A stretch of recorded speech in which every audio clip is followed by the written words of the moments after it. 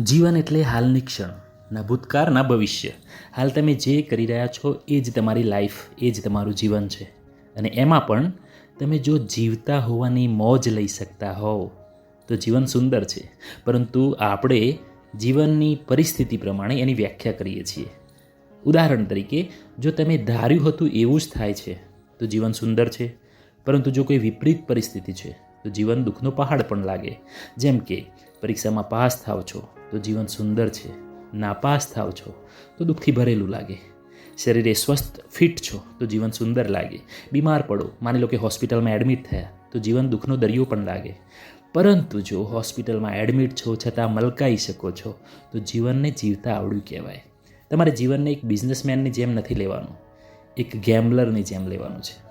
તમારું જીવન જ અહીંયાથી છીનવી લેવામાં આવવાનું છે તો તમારા દુઃખ સુખની ઓકાત જ શું છે?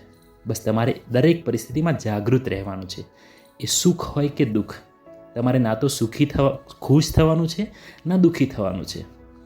બસ તમારે જાગૃત રહેવાનું છે. Life is all about awareness. Yes.